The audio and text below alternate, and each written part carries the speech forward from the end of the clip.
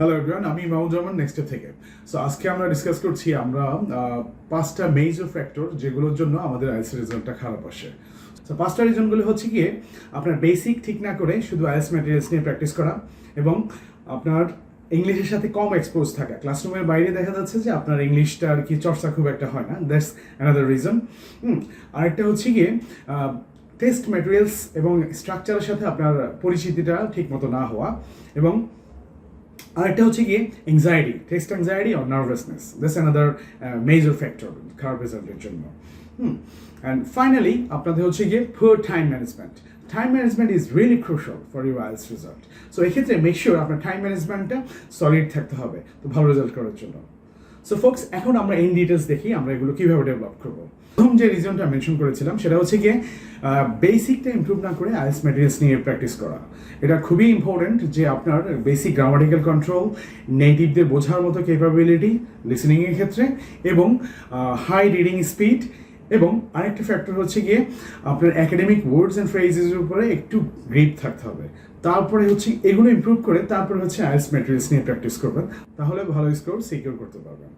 হ্যাঁ, তো সেকেন্ড রিজনটা আমরা যদি একটু এলাবোরেটেড ওয়েতে দেখতে যাই সেটা হচ্ছে গিয়ে আপনার ক্লাসরুমের বাইরে ইংলিশ প্র্যাকটিস না করা। আইএলটিএস প্রিপারেশনের জন্য আপনি কোচিং করছেন, হ্যাঁ, বাট ক্লাসের আগে পরে আপনি ইংলিশের সাথে খুব একটা বেশি প্র্যাকটিসে নেই। সো এই ক্ষেত্রে এটা ইমপ্রুভ করার জন্য আমরা একটা কাজ করতে পারি, ইউ নিড টু লিসেন লট। হ্যাঁ, আমরা বিভিন্ন ধরনের ডকুমেন্টারিজ, টিভি সিরিজেস এইসব যদি ইংলিশে দেখি, স্পেশালি ব্রিটিশ অ্যাকসেন্টগুলো যদি আর কি বেশি বেশি দেখি, তাহলে এই ফ্যাক্টরটা ইমপ্রুভ করবে। এবং রিডিংয়ের জন্য আপনার high end newspaper, academic articles, short stories, এই জিনিসগুলো পড়বেন আপনি অনলাইনে। যদি ফোনে অনলাইনে পড়তে ভালো না লাগে, প্রিন্টেডগুলো পড়বেন। এবার আসা যাক, আপনার হচ্ছে গিয়ে আপনাকে কোশ্চেন প্যাটার্ন, টাইম, এইসব সম্পর্কে ফুললি আর কি আপনার অ্যাকনোলেজড হতে হবে। কোশ্চেনগুলো কেমন এবং ওগুলোর কোশ্চেন ওয়াইজ কিন্তু আপনার স্ট্র্যাটেজি ভিন্ন হয়। আপনার স্ট্র্যাটেজিগুলো যাতে রক সলিড হয় সেটা আপনাকে সিকিউর করতে হবে ভালো স্কোর করতে গেলে। Test anxiety, that's another thing. হ্যাঁ, এটা আমাদের নার্ভাসনেসটা কম বেশি সবারই থাকে আর কি। সো এই জায়গাতে আমাদের একটু ইমপ্রুভ করতে হবে। কারণ এটা হচ্ছে কি কোনো আপনার বোর্ড এক্সাম না, অথবা আপনার হচ্ছে গিয়ে সেমিস্টার ফাইনাল না যে আপনার গাদা গাদা জিনিস আর কি মুখস্থ করে তারপরে হচ্ছে গিয়ে টেস্টটা দিতে হবে। এটা হচ্ছে স্কিল টেস্ট।